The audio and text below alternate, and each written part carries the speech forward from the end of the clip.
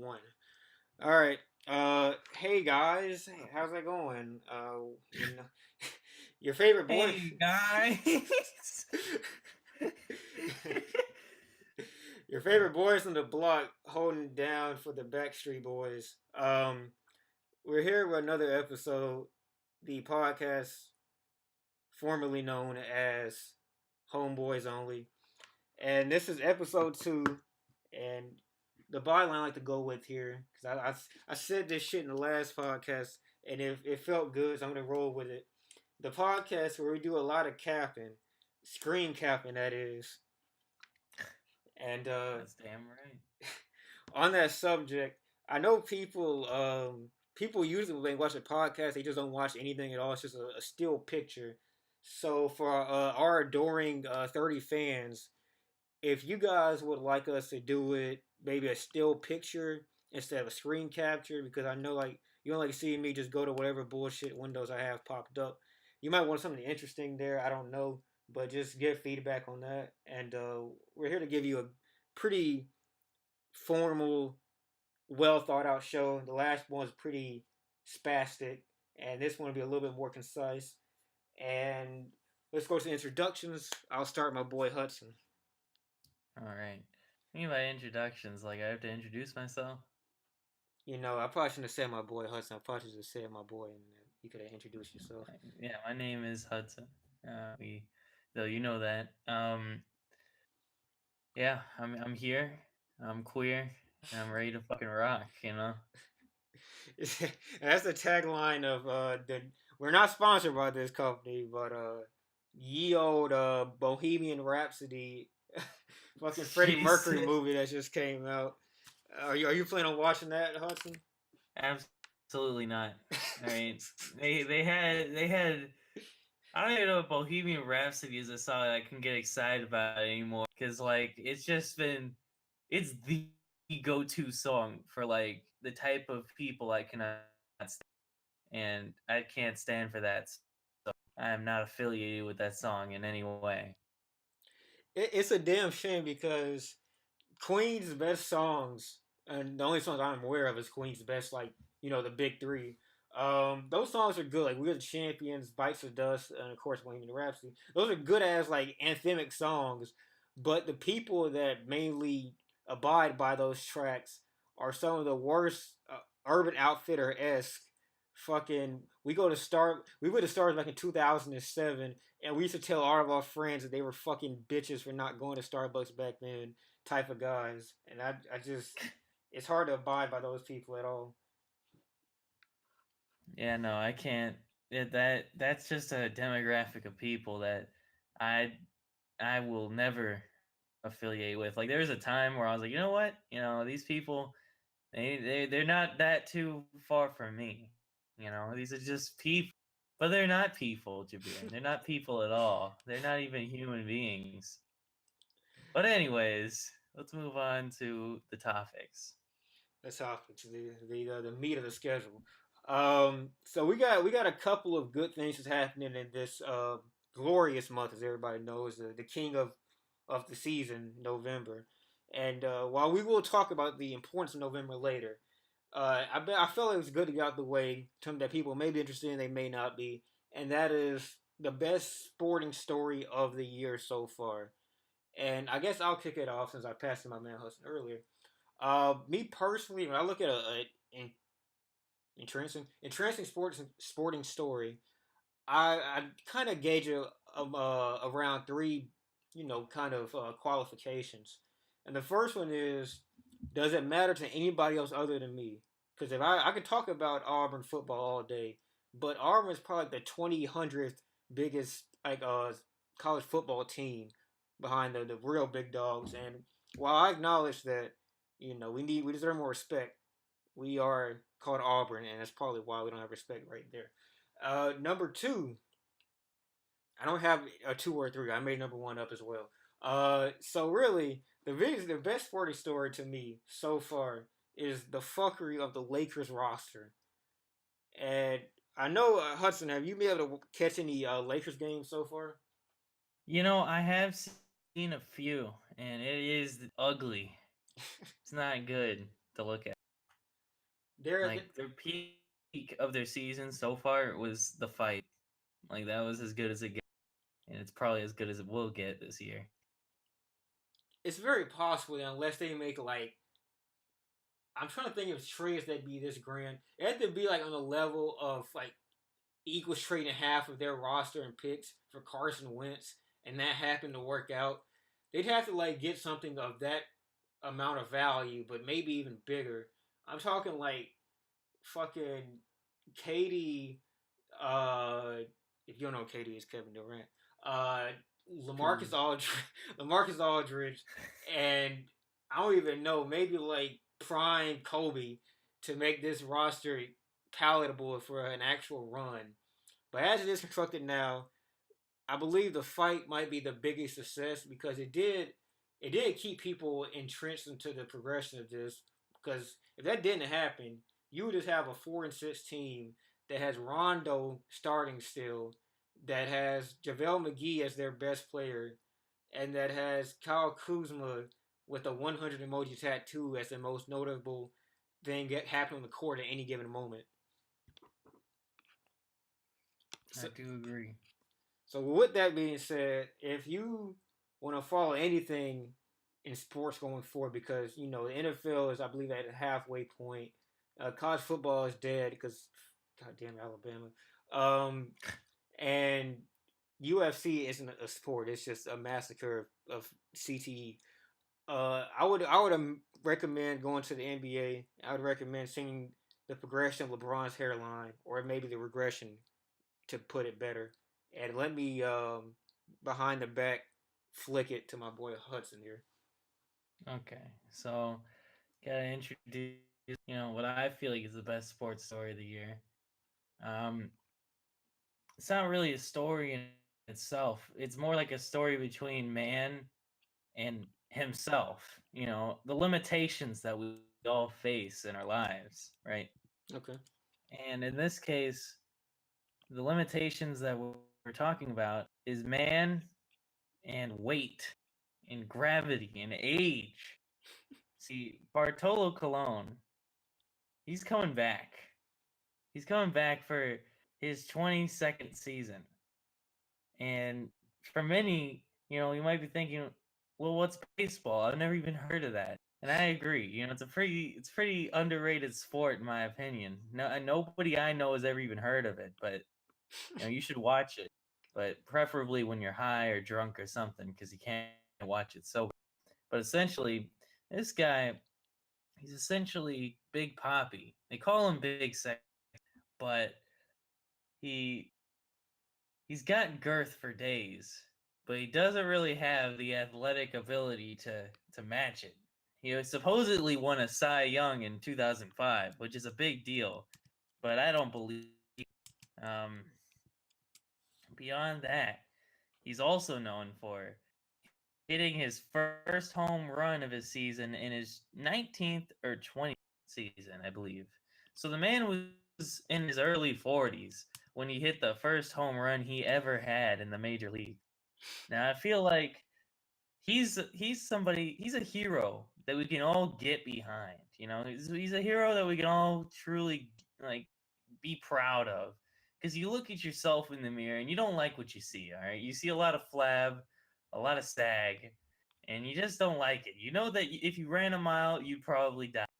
And then you turn on the TV and you see guys like Brandon Ingram. Like who's built like that? You got guys, like John Wall. You think you Oh can God. truly relate to John Wall? You think you relate to him? And no, you can't. But you can relate to. You can relate to the thick boys of the world. The big babies, the big poppies, the big sexies of the world. You know, and that's truly the art of the everyman. And there is one more thing I wanted to mention, Okay. and that is that this summer, not known to many except a connoisseur of such events as me. I gotta make sure I get this right. The ah the Dwarf Athletic Association of America held its national games in 2018 in the summer in Orlando. And let me tell you, there are some talented athletes out there. Now, of course, these are dwarfs, these calling them midgets, that's not PC, but they are dwarfs and they compete in 4 different events. You have the swimming, you have table tennis, you have badminton, and you also have basketball. Now, maybe my good man Shabir can bring up some basketball highlights from that tournament. I wasn't able to find any, but I will tell you that the gamblers came out on top at the end. It Gamblers. the gamblers. Another thing is that all the basketball games lasted exactly 1 hour, which I found to be quite strange. But and in we're talking like I don't know how long the quarters are, but I do know these games lasted um, about 40 minutes in total. So these dudes are putting in real minutes out here. And then in 40 minutes, the winning team in the final game scored 40 points. So that's pretty amazing if you ask me. And another thing is that I was looking at the swimming results, right? And let me tell you, one of the dwarf athletes, 19-year-old, doing the 50-yard butterfly. Now, the 50-yard butterfly world record is 23 seconds.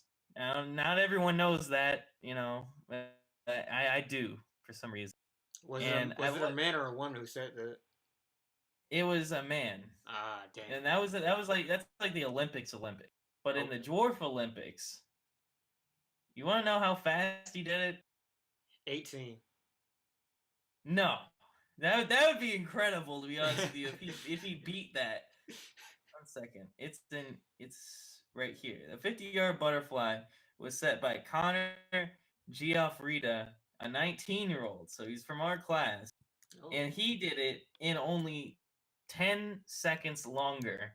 We're talking about the difference between a 6'4" Olympic athlete and like a 5 foot nothing, not even 5 foot nothing, a 4 foot nothing random ass dude, and it was a 10-second difference. You know how amazing that shit is? Now, that right there is an everyman. And that's what we're all about here at Homeboys Only. We're all about, the homeboys of the sporting world. And I feel like dwarfs, they need to be televised, they need to be on the radio, and they need to be, on the air. Because I need to see this with my own eyes in 4K. I think if they had 4,000 pistols, only like 200 be dedicated to the actual like frame of the midget, the dwarf. My bad, the Oh dwarf. yeah, I was about to get on your ass. That's not okay. I've donated to these people before. Just so you know. My bad. For any, here's how the process goes. If you watch this podcast, you are an honorary homeboy. But if you are a dwarf, you Whoa! you transcend. You transcend honorary homeboy. You are an actual homeboy. Whoa! No matter how bad a person you are, if you are a dwarf, you're an automatic homeboy. Okay. I was about to say, if you're just listening in, you don't know what kind of mongos are listening in here. You can't just give them homeboyship. But you can give dwarves homeboyship. I've never actually heard of a dwarf speaker or met one that didn't have some of the qualities that we hold dear. If you had a Chad meme, but like took out all the bad that could possibly happen with a Chad meme and just made it pure, that would be a homeboy, a pure Chad, a super Chad, one might say. Exactly. I agree. Okay, so after that, let's move on. One more thing. I actually was playing some of the highlights to the whatever topics you Oh, were I'm, bringing up. oh, oh, I'm very glad. I'm very glad that that's on there. So one particular thing I noted was that with the basketball squad, they actually like even the coaches, the assistants, and the president herself, they're all dwarves as well. That's good. That's great. All right. So with the next topic, it doesn't have anything to do with that at all, but it is equally as pleasing to one's soul, and it is about the boy himself, the prodigal son, one might say, Phoebe Cold Earl Sweatshirt. I tried to go big with it, but I couldn't. I couldn't figure that damn name out to save my life. And I'm gonna pull. I'm gonna. I know my man Hudson just went hard in the paint. We're gonna go back and forth with this one. It's not gonna just be one tangent. But I think Hudson may love Earl more than even I do. So I'm gonna let him kick this one off. All right, so let me tell you some of Earl Sweatshirt. Now, I heard about, this particular thing happening just today, but I've been following Earl Sweatshirt for as long as I can remember. As long as I've been into hip hop, he's been in it. Ever since his first mixtape, Earl, Mm. he's been a big deal to me. Um, but the thing about Earl Sweatshirt is that when we were like in 2013, 2014, it was all fun and games. We thought that the ride would keep on going, but then it just stopped. Like nothing happened for the longest time in the Earl Sweatshirt canon, Um, and besides the Earl Sweatshirt song that's 10 minutes long called Solace that came Ooh, out 3 years ago. that's a good one. Yeah, I know, right? It's literally like a little bit of an EP like journey, and it's pretty much only on YouTube as far as I know. Um, and that was pretty special. But even that came out 3 years ago. Like let me look up when I Don't Like Shit, I Don't Go Outside came out. That shit came out in 2015 in March, which is actually a lot later than I thought it did. And then, of course, before that, Doors came out, Q4 of 2013. Mm-hmm. Um, so, as highly respected and highly lauded as Earl Sweatshirt is, we just we don't have a lot from him. Now, I don't know if it's because he's not really capable of going too far out of his own mode that he likes to play in. So he doesn't want to drop stuff that all sounds the same or what, but I have no idea. It's all we got. We have one studio album, one half album, and then one 10-minute thing, and then we have a mixtape he made when he was 16. And then that's what we have after 7 years of him being relevant. It's crazy because he's such like a great like he's getting gotten more respect over the years because that's just how it works when you don't have that much output. What output you do have gets revered a little bit more. But he's like one of the most beloved prospects in hip hop and in music period really for his age. And it's crazy that because he doesn't he used social media, but he doesn't use it in the sense to promote music like a little baby or a gun or something like that. Yeah. Uh, so when you see him actively shit posting to be honest, and being active, but you don't see the music. People do have that mood, Earl, when you gonna it's like that Vince Staple interlude he had back on Doris. When's the new music coming? What the fuck are you doing? Get back in the booth, you mother. All that. Yeah. So when we do get something like it's a 26-second little snippet that we got earlier today that he put out. This isn't just some damn dweeb in Fairfax tweeting this. It's actually Earl Sweatshirt, teasing his own music is supposed to come out whenever, but hopefully, this Friday, just in case, you want to drop that as soon as possible, of course. But when you get something like this, it becomes like a present from God Himself, really. And I can't personally wait, but I feel like a good way to shape this conversation is how do you see? Because I know you touched on Earl may not want to put too much shit out because it might make it sound a little bit stale. He does have a one. Something we both have said before. He's kind of a one note type of guy, but that kind of is what makes him good in my opinion. Some ways. How do you see this album progressing with that in mind? Well, the thing about it is that we have to go off of trajectory. We have to compare where he was to where we last saw him and see the directions that he's went since then. And honestly, he hasn't been going very far. And Earl, it was just like, oh, I'm a lyrical dude. I have a weird sounding voice, and check out these cool instrumentals. That's pretty much how it is. That's how a lot of people start. But Hmm. then Doors came, and it was still kind of a mainstream album, but it was definitely dark in tone. Nobody else really had something that was that like mellow and dark and sincere. And then he made I Don't Like Shit, and then it was not mainstream. It was No, not at distinctly all. not mainstream. Like, do you think that you're gonna see that like on bitches' Tinder profiles, like as their anthem? No, you're not gonna see AM, FM, or none of those songs on there unless they're like, trying to be deep or something. But you have that, and then you have Solace, which I don't remember too well, but if I remember it correctly, it's like he kind of went even darker, but he also went more minimalist. So Yeah, he could the production reminded me a lot of like a Flying Lotus type of thing. It was very like relaxed and like just it's like a fucking river stream, honestly. But he pretty much just flowed with it. Like, it wasn't topically much, but like it was very like morose, I guess I'd say. definitely. So if I were to guess, this next project is really gonna show what he has, what he has in his core, like what he's got in the tank. What does he really got as far as talent and creative direction?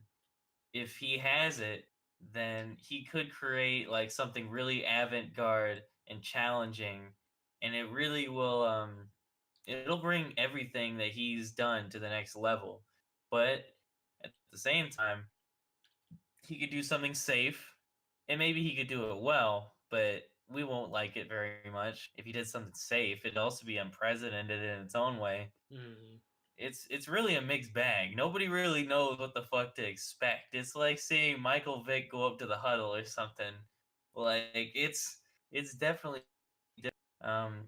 And one thing I want to mention real quick, if I can, is Okay. you know how, all right, so Earl came out probably in 2011, 2010, maybe 2012, but probably earlier than um and then you have, let's compare him to Tyler the Creator during the same span. So it's like right now, Earl's sweatshirt is a more jaded version, but for the most part, it's like he's still a carbon copy of the man that we knew when we were kids and we liked Loiter Squad. Yeah. He's still that guy.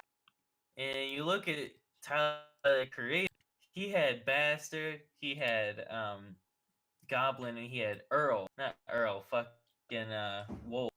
And Wolf. then Odd Future saga was over, and then he had a few more albums.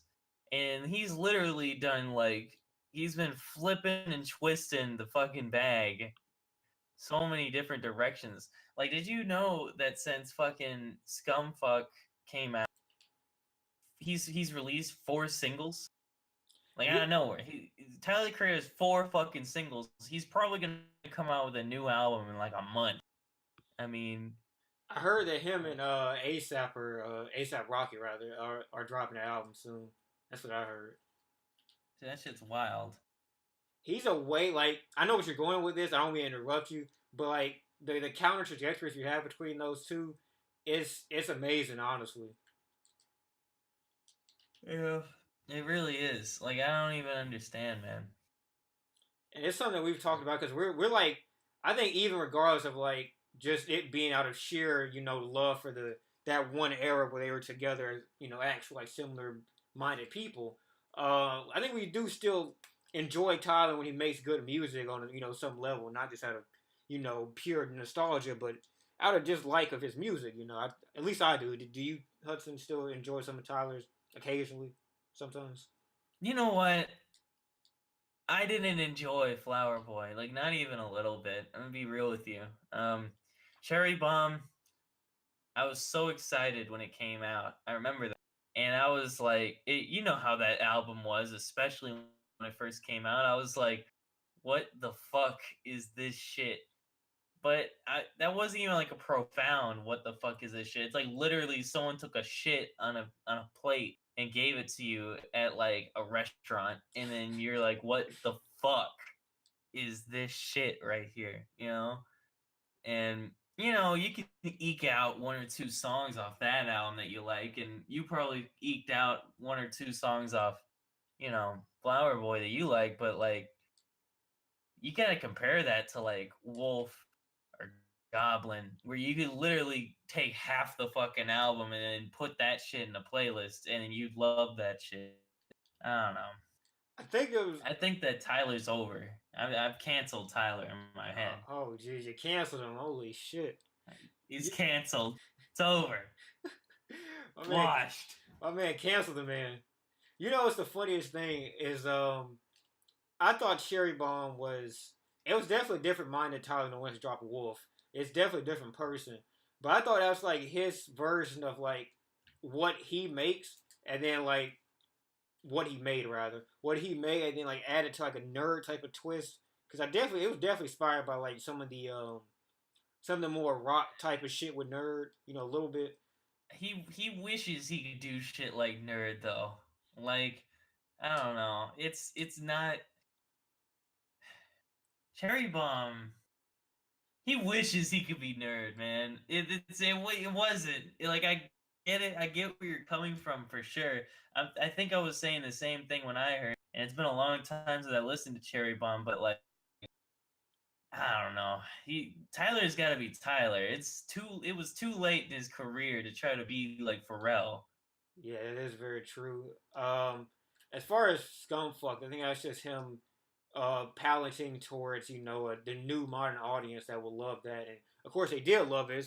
I think it's most critically beloved album. I may be wrong on that, but at least in his top two.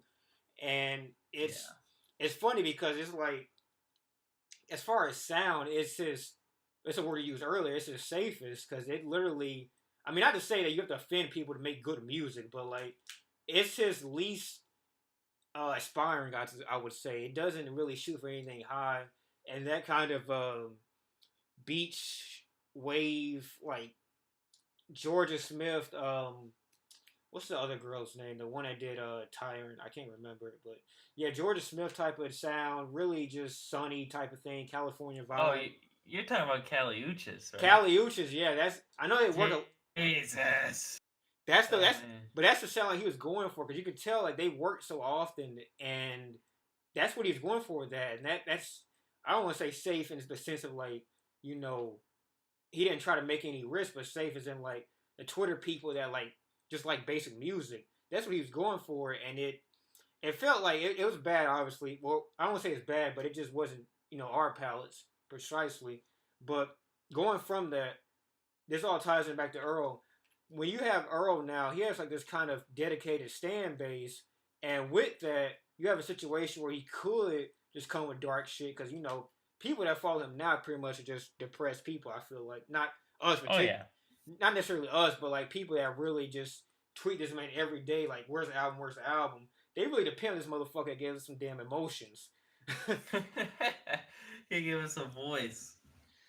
So with that being a situation, he may be, inspired, but I feel like Earl's always been the type of guy that like when someone tells him to do something, he goes the opposite direction more times than not. And with that, I feel like we're more likely to get the latter situation of what you mentioned, like or the former rather, where he comes with something new, throws out the bag, gets up, like unzips the bag, pulls out the gats, and then starts shooting the place up with new sounds and actual happiness in his voice, some crazy shit. And that's where I see this going. But again, like you said, it can go either way, really. Yeah. I mean, no one really knows what the hell to expect because it's been so long.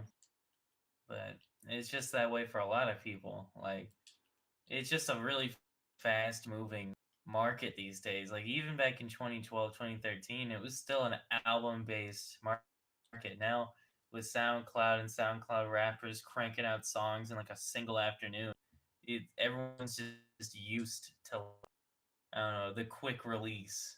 Some dude being like, "Hey, Uzi, drop that tape," and then Uzi gives us a snippet immediately. Just like that. Yeah, and I don't want to say like someone like Lil Uzi isn't an artist necessarily, but for like the generation currently, an artist who makes art, not to sound like a cliche, but someone who just makes art all day, or not all day, but like when it's time to make it, when it's time for us to take it, that kind of guy's been phased out for the most part, and I think Earl really is an artist at the end of the day. He is someone that I look at as like someone who makes just art, and Absolutely. with that, I'm gonna try to transition from here. I hope you guys, the fans, stay tuned this Friday. I hope that's when it comes out. It may not, but stay tuned. With that being said, let's talk about the month we are currently living in the non BC fucking Stone Age calendar, the current calendar, November.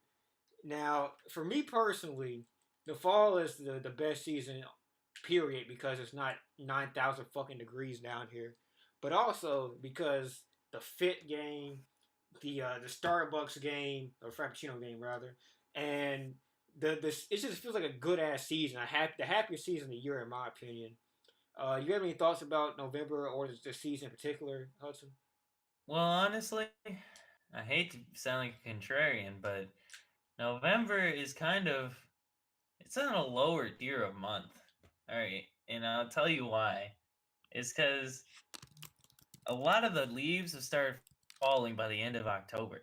All right, so you're missing out on like the first shit happening like that. The heat breaks early October. I mean, in most civilized places it does. Um, you have and then you have Thanksgiving in this month. And to be honest with you, I've never been too high on Thanksgiving. I'm actually working this Thanksgiving specifically because I didn't want to have to like, you know, yeah, I didn't want to have to like, think about that shit like, oh man, I got to do something for Thanksgiving. It's like, no, I'm giving back.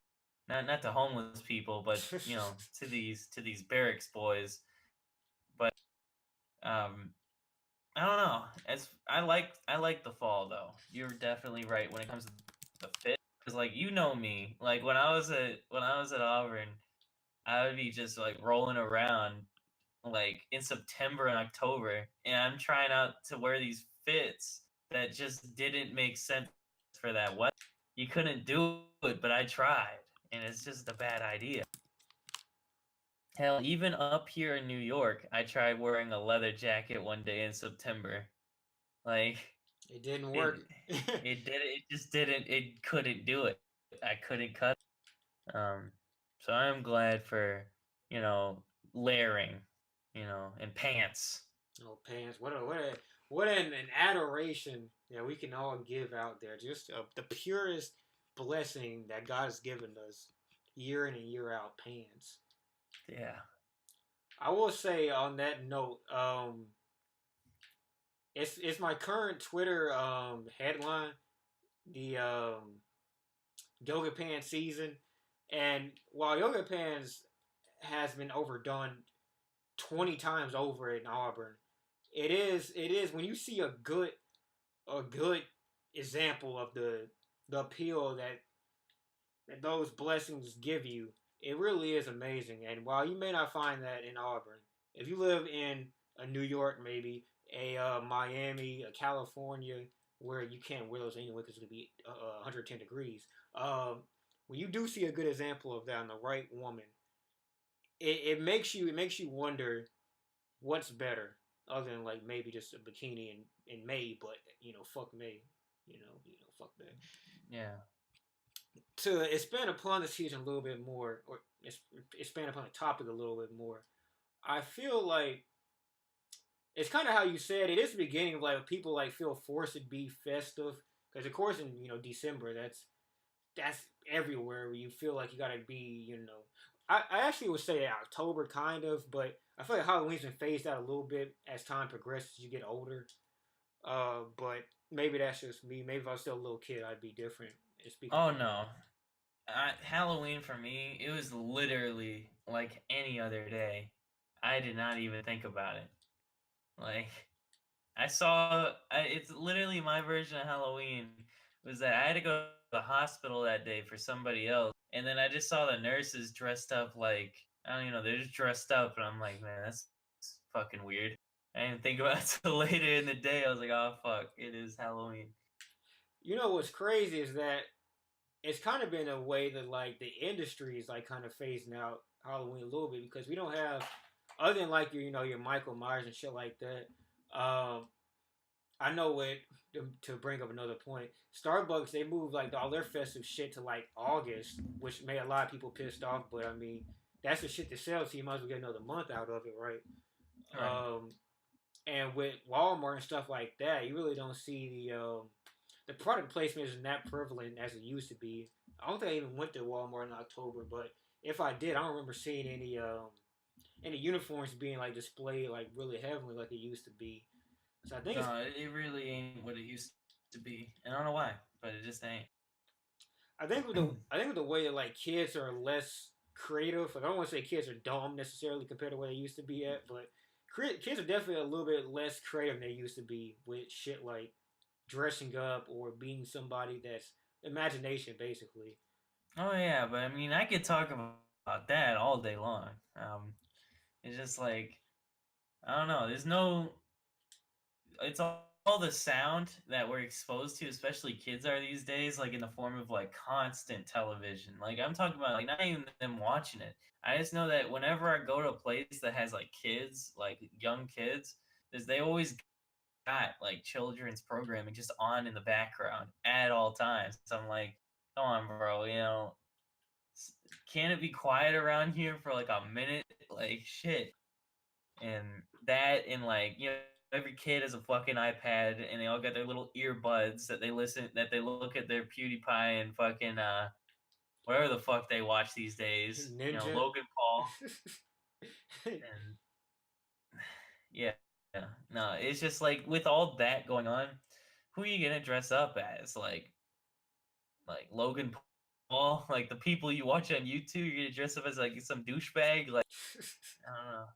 I swear to God, I think Ninja has to be like probably one like the way that we used to have people dress up as like common staples being the devil or Yeah. somebody like that. The Scream guy. Oh yeah, the Scream. That's a Like popular one. It has to be uh, like Ninja or like fucking like you said PewDiePie, somebody like that.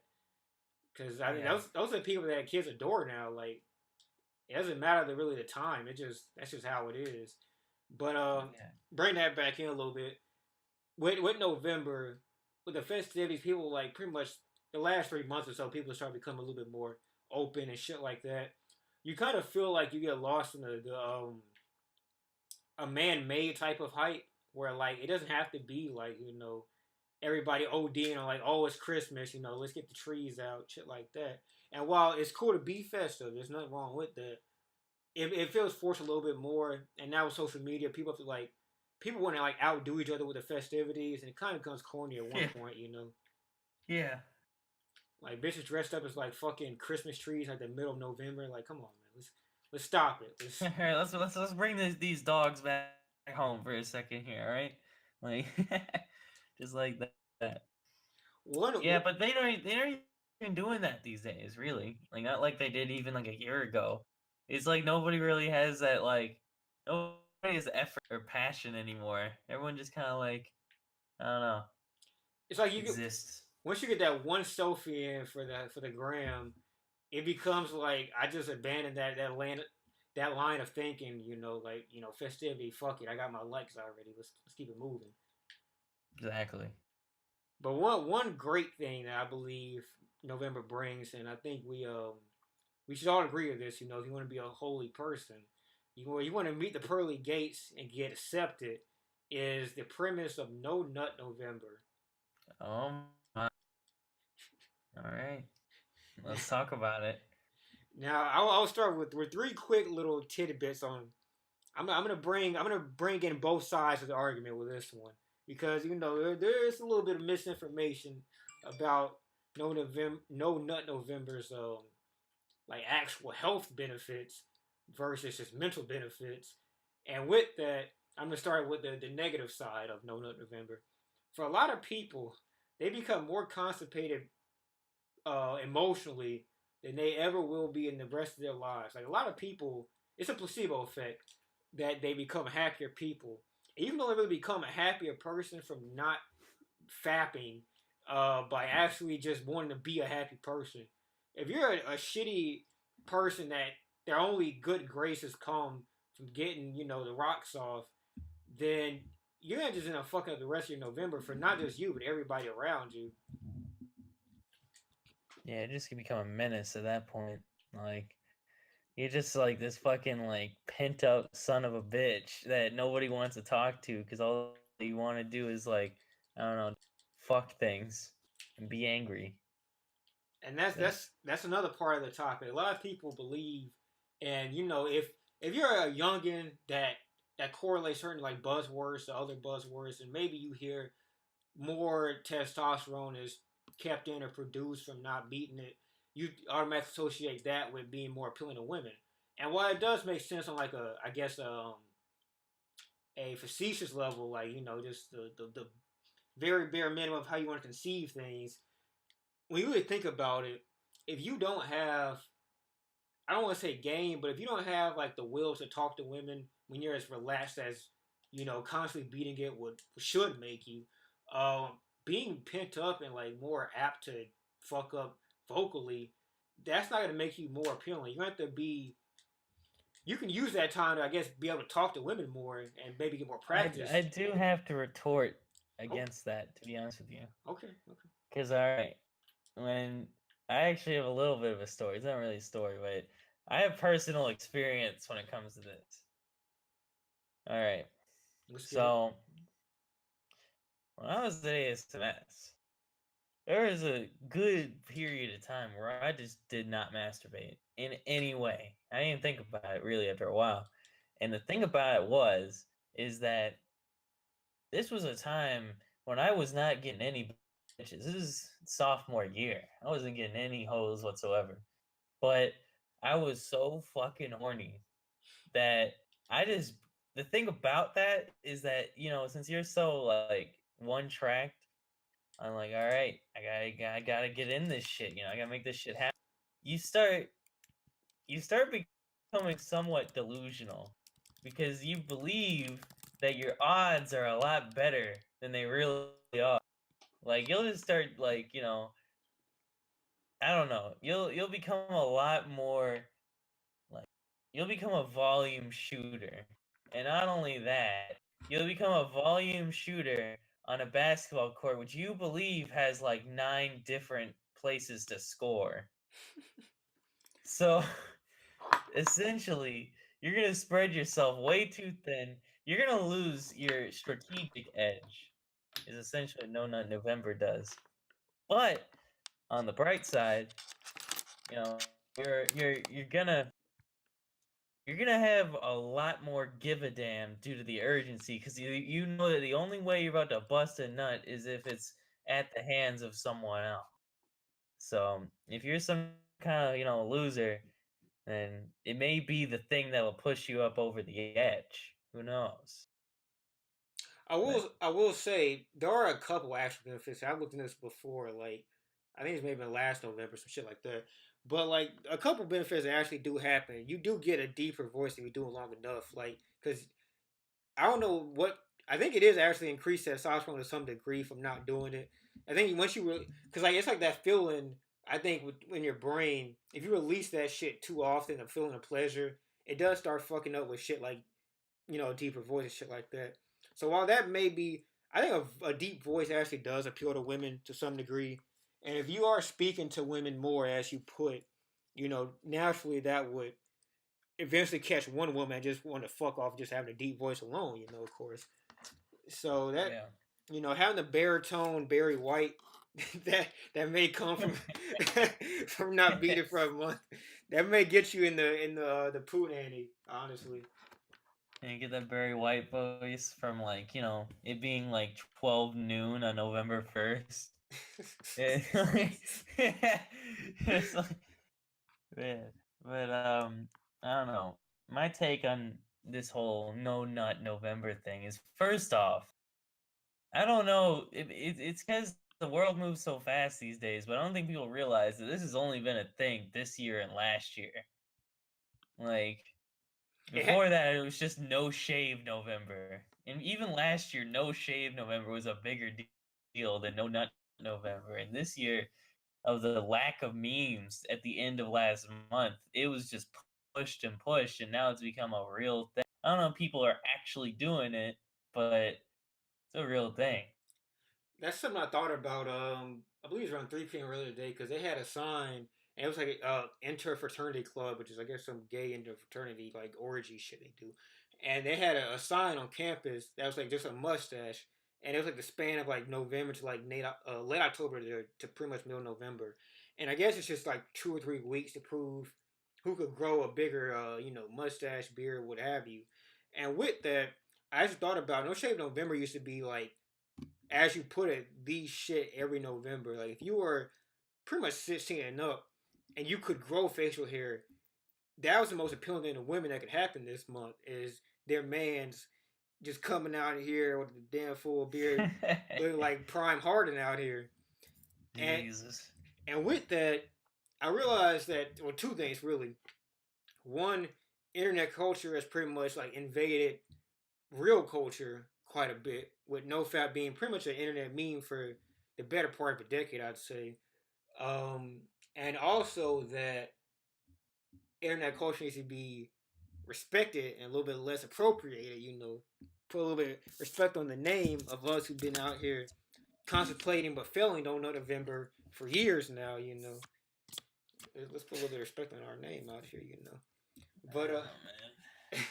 with that being I've never been one of those people though. I've never participated in No Nut November. It's never happened. I never even thought. Like, I don't know. Imagine having a bunch of dudes on the internet tell you not to beat off in a month, and then you'd be like, you know what? All right, I'm gonna change my life because some dude, you know, that's on this fucking Instagram page is like, hey, let's go, boys. It's like, no. I do think that to a certain degree, like let's say you pretty much spend most of your time discussing what have you with a community like a Discord community online. That's how you get news, how you converse, shit like that. I think if you flip that conversation for an entire month on people becoming increasingly horny and only discussing how they want to beat it but they can't, at that point it does become a little bit homosexual. I suppose you want to look at it like that. Oh, definitely. The only I mean, time that's entertaining that in is its own entertaining. way. For the outsider who looks at that shit and reads through their chat logs and see people literally combusting at the thought of even conversing with a woman, that shit is pretty much the best entertainment you will find in November, other than Earl. But to close out that topic for me, I guess I should give out my own little story. It's not really a story either, but a little adage. Um, I believe it was last year, and not last year, the year before last, my senior year in high school, and not to harp on the old memories, such stuff like that. But I find that like I actually thought about doing No Fab November that year because for anybody that's watching this, I'm not just trying to say my own stories, but I watched quite a bit of Pino in my time at ASMS, and it was a way to cope with a lot of things out there that happened at school. But I think it was such a good November that I didn't even consider. Like I wasn't even thinking about it. I just wasn't beating it. You just when you have such. Here's my advice to anybody watching that is trying to do No Fap November. If you have such a good enough time from day to day that you don't have to think about that shit like at all, it'll just come naturally. So just go out there, have fun every fucking day. Um, Motivational speaking. have fun every day. Don't sit in your room more than like an hour if you're like that deep into it and you need No Fap November. Because that's the biggest thing I can tell you. Don't be caught in a situation where you're doing them looking at some shit and then it's just a rolling stone at that point. And I guess number three, listen to Earl Sweatshirt's new album and you won't beat your dick because he'll be too busy listening to God himself speak upon your eardrums. Exactly. You'll be too worried about, your emotions. And with that, not to interrupt, but with that, I feel like we deserve the to give these crowds a little bit of a smaller episode after the mammoth we gave them last month. I guess it's been a month or so. I guess now, and we'll close out in a similar manner. Do you have any songs you want to give the people before we end this out? Ooh, shit. Hold on. I wasn't expecting this. Do you have any? I guess I could kick it off if you wanted me to. Um, Okay. so I actually did, but I didn't write them down, which that's a big F All for right, me. all right. I got you. I got you. All right. So, number one. Now, this is a song that I'm honestly a pretty big fan of. It's something that I really only came upon like the other day, and it's been out for about 2 weeks. It's by none other than the Brent Faiyaz. I'm sure you've heard of. Oh yeah, Um, crew, off of crew, yeah. yeah, and it's off his EP called Lost.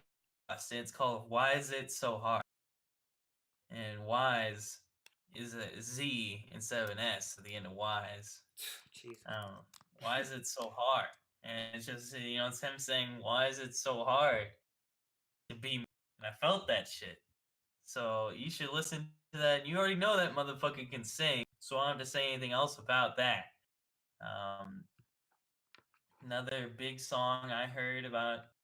I'm gonna do a bigger song. Now I'm gonna tell you what my favorite song off the Metro Boomin album is, and it's not gonna be what you think. Okay, well, let's get it. Let's get it. It is Only One Interlude with Travis Scott. That one, it hasn't gotten the love that it should have got it because of what's that shit called 10 whatever. Oh Uh, yeah. but that's the one where he's just fucking crooning on that beat. Oh my god. No, that shit was incredible. Like honestly, and I got kind of pissed about it because I realized that the reason that either Metro or whoever was in charge of this album called it an interlude was because it was so short. But they shouldn't have done that because it wasn't even an interlude. It was just a song. It was a good song. Um, and it was incredible. I mean, it's the best song in the album, and really felt that shit. It's that good. I'm also a big fan of Lesbian off of that album and a lot of the other songs. It's a great album. And then as my third song, man, I almost don't want to do this, but I'm gonna do it. Riff Raff Oh, coming in with Lil Tracy. What's the name of this song? You know the one I'm talking about too, don't you? Foreign Land. I actually have listened to it. Yes, I have. And it is very good. It's very good. He's in that Halloween form once again, and I feel like the triple album he's coming out with in these next few months. A triple album. All right, he's coming out with an album every month starting this next Friday.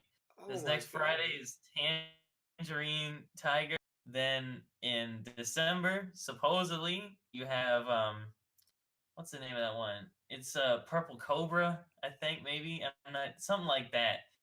And then January, the long-awaited Vanilla Gorilla album is coming out, as well as a rumored fourth album called Truck Stuff, featuring Dale D'Antoni.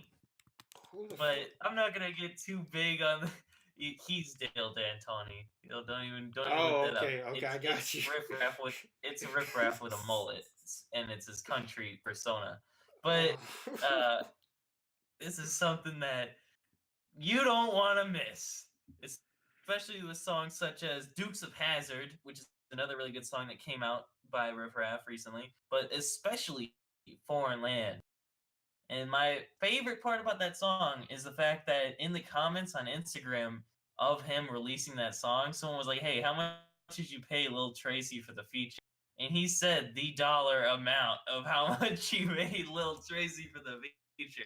Was it And that shit, expensive? it was expensive. It was six figures. Oh my, for Lil Tracy? It was like 100 something, but yeah, it was for Little Tracy. This I is a guess he really, I guess he really saw something in that combination, and it was a good song. But I mean, any song, if you're Riff Raff, any song that doesn't get you on the chart is a failure. I mean, that's what he needs right now. We've seen good songs by him a lot, but they're also good songs that are slept on, and that's not. He can't afford to be slept on any longer. You know, because I It, don't think he charted. I don't think he has charted. I mean, I don't think the Tiptoeing in My Jordans was a charting song as big as it was for us. it was. I know it's pretty big on Vine and shit like that back when that existed, but it is very possible that he hasn't had a song that's been relevant since 2014. And I mean, I see that begs the the discussion. If it costs 100K to get Lil Tracy in, somebody will automatically put you in charge like The Weeknd or J Cole. A million, a Um, million. It has it, to be. it has to be honestly. You think about it. Lil Tracy was cleaning up fucking Lil Peeps like shit. Like that was his job before like 2017, and for him to be 100K, I don't think Riff Raff could make back what he would spend giving a feature to somebody bigger than Lil Tracy. Nah, Riff Raff be making money. I don't know how the fuck he does it, but he's making money, Javier. I don't know what he does. I really don't, but he makes money. Well, don't let me call little Tracy, Jesus Christ. Well, let me call Riff Raff broke. But moving on from that, because I'm Yeah, wow, it's your turn. that's something else. I'm gonna try to throw a couple of TBTs and then one kind of modern little genre I think people will like. First track.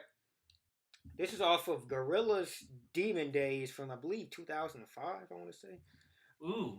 Uh, the underground rap classic November has come by basically by MF Doom. Really, Oh, well done. Good pick. it felt like it fit, and I listened to it. I think last year on the Gorillas binge, and I found that, and I was also happened to be on the MF Doom binge, so it was perfect, honestly. And for my number two, how do I go about with this? I could do it two different ways. All right, we'll go with the meme way because you do need one meme track. We have we have Blueface's Next Big Thing, which was a pretty popular Twitter meme last month. I don't know if you had a chance to listen to it. Mm, I don't. I don't remember it. I mean, I might have heard it, but Well, Blue here Faces. yeah, it's like this. It's like this dude that he's a Crip, Blueface, Oh, and here's a very popular lyric off of it. I have to look it up because I have the attention span of a dolphin and forgot what the fucking lyric was. But I'm gonna pull it up right now, and I accidentally put up World Star Hip Hop, which isn't what I wanted to pull up. But let me run back and pull that shit up. Now, when you think about Crips, you got a lot of different variations. You got the YGs, you got the Schoolboys. You got two veins to run with for the blood flow. But with this guy, Blueface, he's like if you took YG and then just wait, are get you calling YG a Crip? he's a blood. My bad, fuck. I forgot. Oh my god.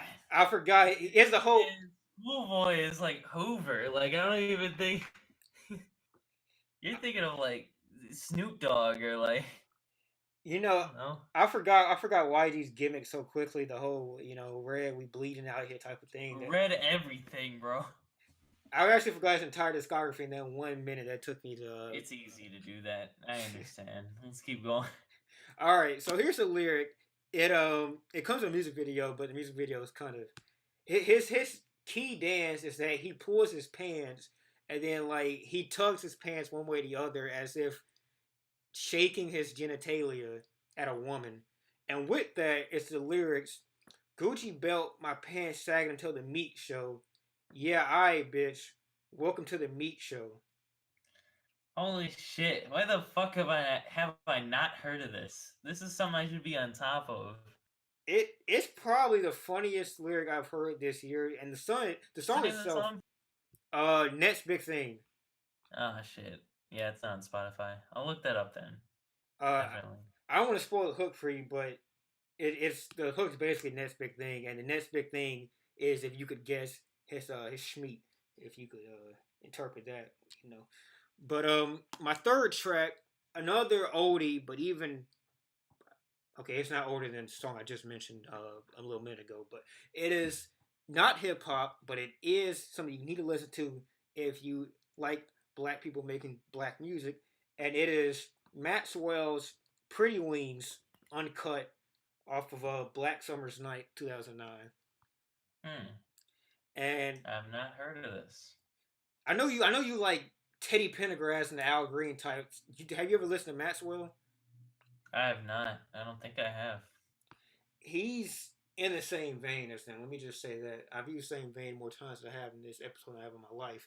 But he is very similar to them in terms of like the soul, the depth, but a little bit more like if you've ever messed with Erica Badu's like track listing and shit like that, that's kind of just like pieces of soul thrown at you and then like kind of twist around. And, Oh yeah, he's a D'Angelo and Eric Badu collaborator. I'm looking him up now. yeah, they like all three like peas in a pod. So if you've messed with, I'm sure you've heard D'Angelo. They're pretty much like very similar guys. So Yeah. Pretty Wings was a it is one of the like my first time hearing it was actually back in 2009 on the radio, and I didn't listen to R&B back then. I really don't have much now, but I try to get a little bit more open minded. And it's listened to it I believe last week at like 3 a.m. I'm not gonna lie to you boys, I damn near teared up a little bit. It's a beautiful ass song, and while you're listening to this little small section, I hope you throw it in your Spotify playlist and you give it a good old chuggo. Of And course. with that, Oh yeah. you have any closing remarks, Hudson? Um, I don't really have any closing remarks except winter is coming. You know, snow's coming where I am Saturday. We'll see Get ready. if we're blessed with those same genetics as we were last year. Oh fuck no! You don't get shit. God, that was a heavenly situation where for the first time in many families' lifetimes, Alabama got snow. That shit was incredible. Oh yeah. And with that, we'll close out. And I hope you honorary boys tune into the next episode, as Snoop Doggy Dogg would say. Absolutely.